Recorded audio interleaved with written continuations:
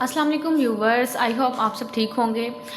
Last lecture में मैंने आपको मैमोग्राफ़ी के बारे में बताया था कि व्हाट इज़ मैमोग्राफ़ी और मैमोग्राफ़ी किन लोगों के लिए ज़रूरी है, किन ख़वातीन के लिए हम मैमोग्राफ़ी प्रिस्क्राइब करते हैं कि वो मैमोग्राफ़ी लाजमी कराएं। हमने मैमोग्राफ़ी के लिए एज देखी थी कि कितनी एज की ख़वातीन जो हैं वो मैमोग्राफ़ी करवाएं, और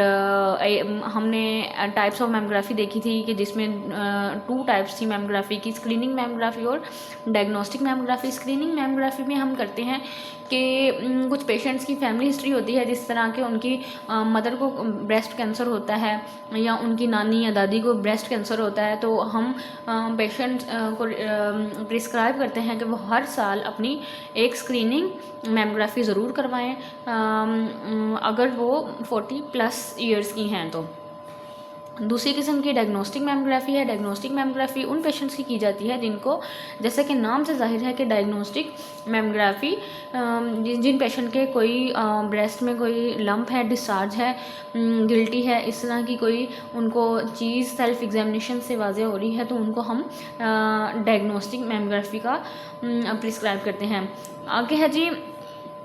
प्रिवेंशन ऑफ मैमोग्राफ़ी, प्रिपरेशन ऑफ मैमोग्राफ़ी। मैमोग्राफ़ी के लिए प्रिपरेशन क्या है जी? हम पेशेंट को बताते हैं, काउंसल करते हैं, मैमोग्राफ़ी के बारे में थोड़ा सा बताते हैं कि जी ये पेनफुल प्रोसीजर नहीं है, इसमें सिर्फ ब्रेस्ट का जो एक्सरे, जिस तरह हम नॉर्मल एक्सरे करते हैं उस तरह हम ब्रेस्ट के दोनों ब्रेस्ट के मैमोग्राफ़ी 2 व्यूज़ लेते हैं, जिसमें हम देखते हैं एक्जिला और इसके ब्रेस्ट के सारे टिश्यूज़ देखते हैं कि उसमें। आगे है जी प्रिपरेशन ऑफ मैमोग्राम। मैमोग्राम की प्रिपरेशन के लिए हम पेशेंट को काउंसल करते हैं, मैमोग्राफी के बारे में थोड़ा सा बताते हैं, क्योंकि कुछ पेशेंट जो हैं वो घबराए हुए होते हैं कि पता नहीं ये कोई पेनफुल प्रोसीजर है या क्या इसमें कोई चीज़ इंजेक्ट करेंगे या सीरिंज से कुछ करेंगे, तो हम थोड़ा सा पेशेंट को काउंसल करते हैं कि जी इसमें मैमोग्राफी में कोई ऐसा प्रोसीजर नहीं है कि जिसमें आपको पेन होगी, या कोई हम ये कोई बायोप्सी नहीं है जिसमें हम आपका कोई टिश्यू लेते हैं ब्रेस्ट से,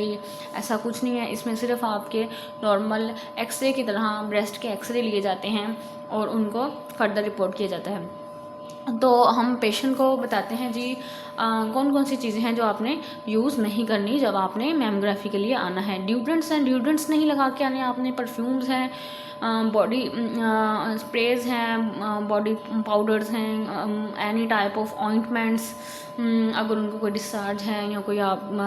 गिल्टी या कोई इस तरह की कोई चीज़ बनी हुई है तो वो ऊपर कोई ऑइंटमेंट लगा के आ जाती हैं अक्सर फीमेल्स, तो इसके लिए उनको इंस्ट्रक्ट करना है जी इस तरह की कोई भी चीज़ वो लगाकर मत आए। इन सब चीज़ों को यूज़ ना करने की मेन वजह ये है कि जब पेशेंट ये सब चीज़ें इनमें से कोई एक भी चीज़ लगाकर आता है तो जो हमारी फिल्म है उसके ऊपर वाइट वाइट जो निशान शो होते हैं, जिसकी वजह से ब्रेस्ट टिश्यू सही से नज़र नहीं आते। इसमें एक इम्पॉर्टेंट पॉइंट ये है कि अगर आप प्रेग्नेंट हैं, पेशेंट के लिए भी और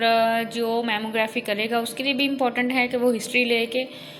पेशेंट प्रेग्नेंट है या फिर वो ब्रेस्ट फीड पे तो नहीं है। अगर ऐसा कुछ है तो अपने रेडियोलॉजिस्ट से कंसल्ट करें। प्रोसीजर फॉर मैमोग्राफ, सबसे पहले तो पेशेंट को हम कंसल्ट करते हैं, उनको बताते हैं कि इसका क्या प्रोसीजर है। इसमें पेशेंट को अनड्रेस कराया जाता है, काउंसल किया जाता है, और अगर पेशेंट प्रेग्नेंट है या लैक्टेटिंग मदर है, यानी कि अगर दूध पिलाने वाली माँ है, तो उसको फिर कोशिश की जाती है कि अव्वल तो उसका मैमोग्राफी ना किया जाए, लेकिन अगर किया भी जाए तो फिर उसको लेड एप्रन पहनाया जाए ताकि वो रेडिएशन से महफूज रहे। Thank you so much for watching.